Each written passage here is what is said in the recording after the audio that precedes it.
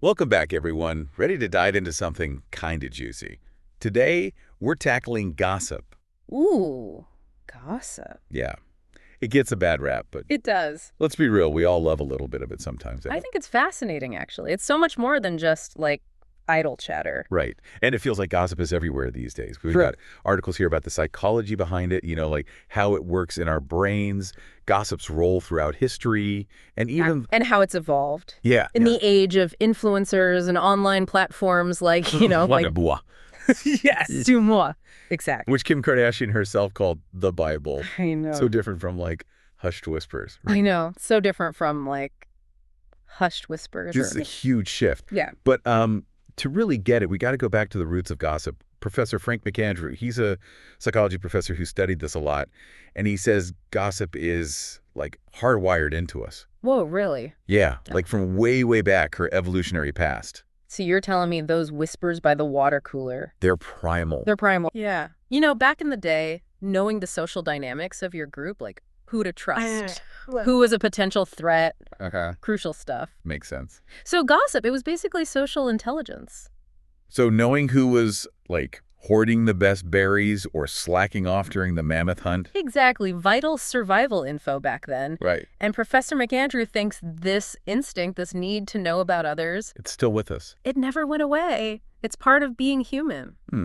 So if gossip is, like, in our DNA, do you think it's just a coincidence that it's, like, exploding now when we're, hyper-connected, but also so isolated? I mean, That's a really interesting point. I read that almost 1 in 4 people globally say they feel lonely. That's a lot of people. It is. Makes you wonder. Yeah.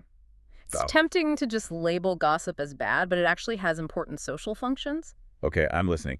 Convince me that gossip can be a good thing. All right. Well, think of it as a kind of social glue. It helps us figure out what's acceptable, what's not.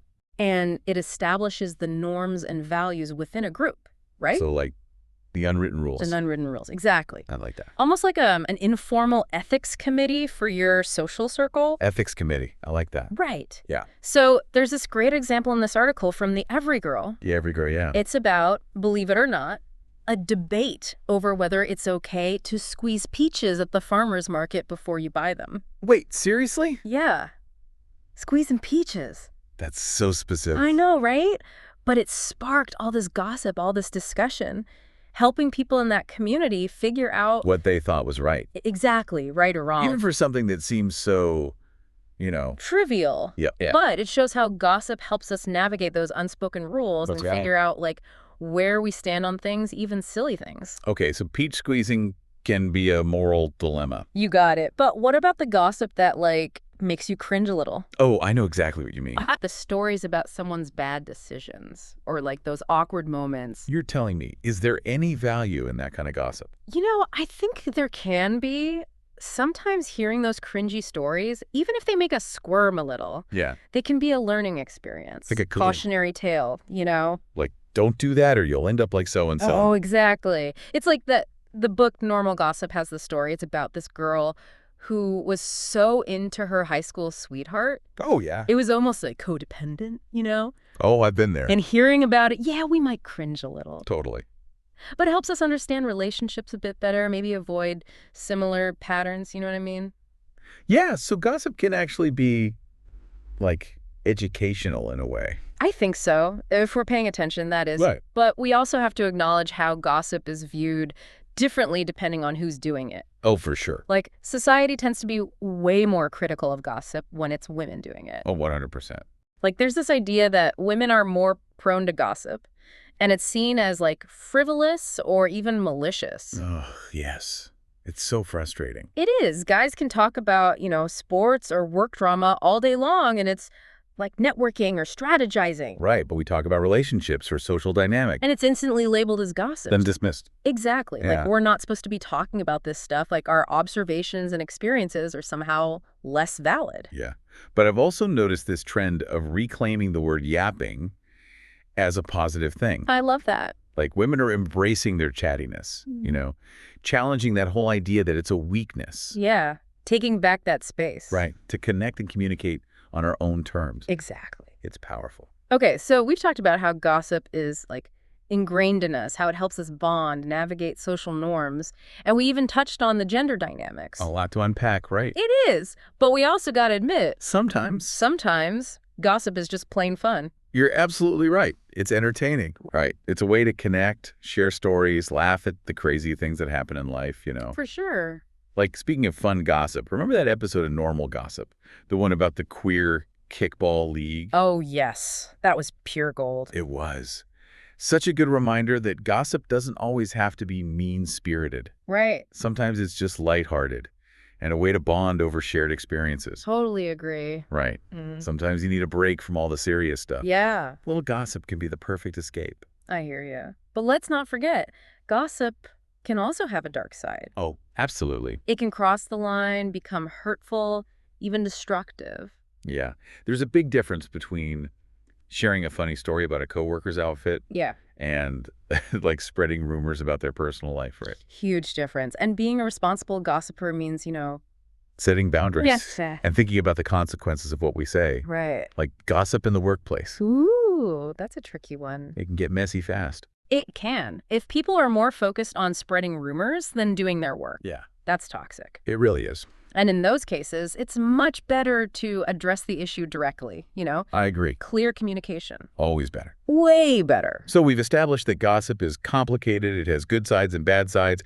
But how do we actually navigate it? How do we make sure it stays healthy and productive? That's the big question, right?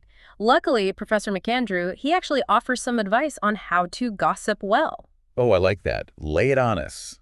The gossip guru's wisdom. So he says, first of all, gossip shouldn't be about you. It's not about making yourself look better or tearing others down. So no, using it as a weapon, got it. Exactly. He suggests instead using gossip to help the group function better. All right. Like share information that can actually improve things, strengthen the bonds, not create negativity. So gossip can be a force for good. Exactly.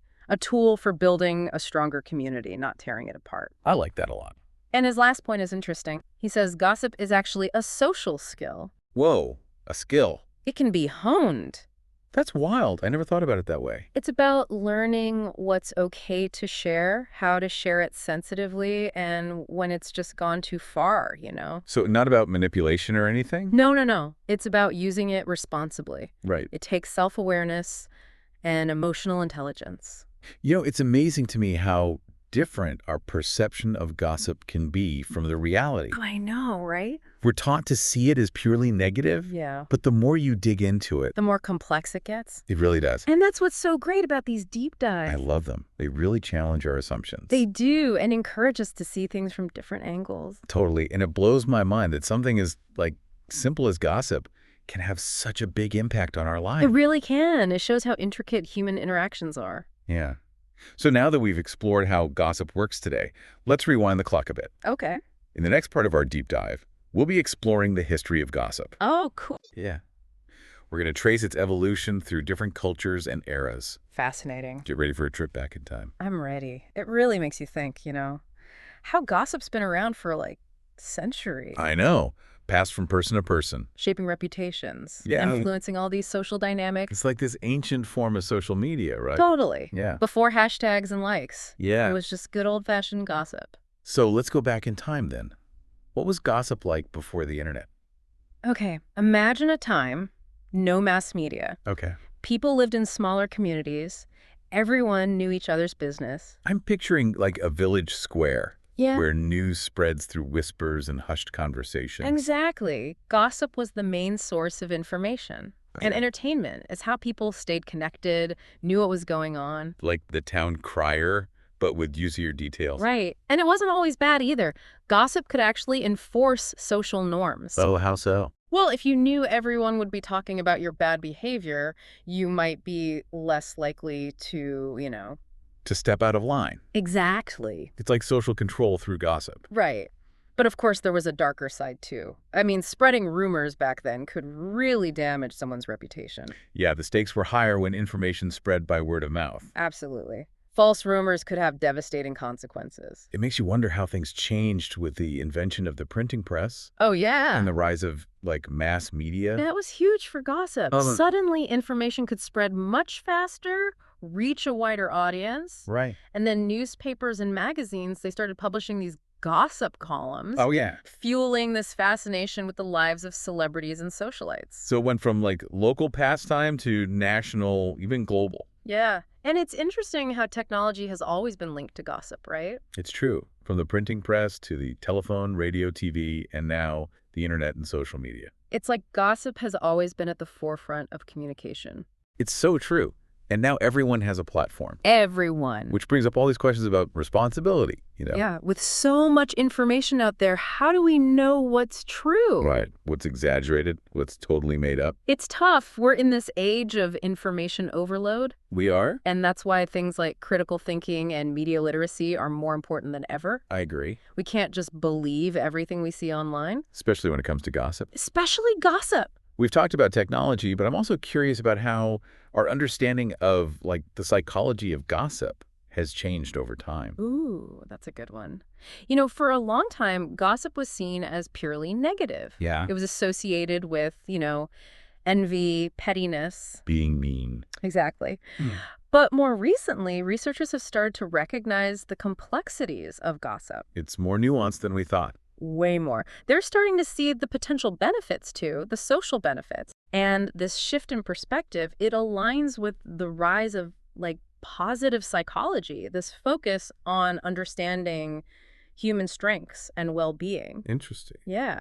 And studies have shown that gossip can actually foster things like cooperation and trust within groups. Now that you mention it, I can see how that makes sense. Right. Like, if you're sharing information about someone who's untrustworthy, it can protect others in the group. Exactly. It's a way of warning each other, creating a sense of shared vigilance, Like a heads up, watch out for this person. Right. And as we talked about before, gossip can also be a form of social learning. Oh, yeah.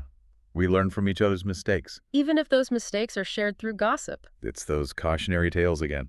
Always coming back to those. Yeah. And some experts even argue that gossip is a valuable tool for social intelligence. Really? Yeah. It helps us navigate relationships and make more informed decisions. Interesting. But it all comes down to, like, how it's used, right? Exactly. The intention behind it matters a lot. So we've seen how gossip has evolved, from small communities to social media.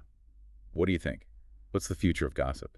Ooh, the future of gossip. Well, one thing's for sure. Yeah. It's not going anywhere. It's just too deeply rooted in us, Right. And with technology constantly changing, there will always be new ways for it to spread and evolve. So the whispers just keep getting louder and faster. In a way, yeah. But I think the future of gossip hinges on us, What do you mean? We need to adapt and understand the power of gossip and its consequences. We need to be, more responsible gossipers, especially in this digital age. It sounds kind of paradoxical, but I think I get it. Right. It's about being mindful of the information we share. Yeah. Verifying sources, being sensitive to how our words affect others. It's not about eliminating gossip. No, not at all. It's about harnessing its power. Exactly. Yeah. Using it in a way that's ethical and enjoyable. That's a good goal. Yeah. So we've explored the history, the psychology of gossip. We've covered a lot. We have. But there's one more piece we need to explore. Ooh. And what's that? Celebrity gossip. Oh, yes. All those blind items, the scandals. Juicy stuff. Exactly. Get ready to enter the glamorous and sometimes messy world of celebrity gossip. Let's do it. Okay, everyone, get ready. We're stepping into the world of celebrity gossip. Ooh, celebrity gossip. Yeah. It's where whispers turn into headlines. I know. And speculation can, make or break careers. It's a whole other world. It is. It's like we're fascinated by people who seem larger than life, right? We get this glimpse into this world of, glamour and intrigue. Absolutely. And that fascination, it's not new, Oh, yeah. Think about those old Hollywood magazines with their gossip columns. Oh, totally. Or even, whispers about royal courts throughout history. It's true. This desire to know the secrets of the rich and famous. Right. It's age-old. It goes way back. But why do we care so much about the lives of people we've never even met? That's the big question. Professor McAndrew, he actually has a theory about this. He says our brains, because of all the media we consume, are tricked into caring about celebrities as if they're part of our own social circle. So our brains haven't caught up with the fact that these A-listers aren't actually our friends.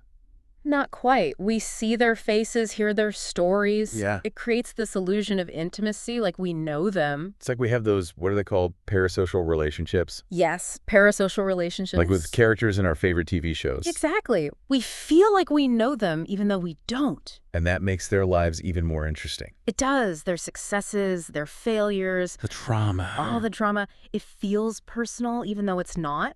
And let's be honest, it's kind of escapist too, right? Totally. Celebrity gossip, it lets us step into this world of, like, glitz and glamour. A little break from reality. Exactly. Oh. But it can also be more than just entertainment, right? Oh, definitely. Like it could be social commentary, expose hypocrisy, or those power imbalances. Right. Think about all the hashtag #MeToo revelations. That's a good point. That came out of, like, whispers in Hollywood. Exactly. It sparked a conversation about, like, abuse of power, sexism. Yeah.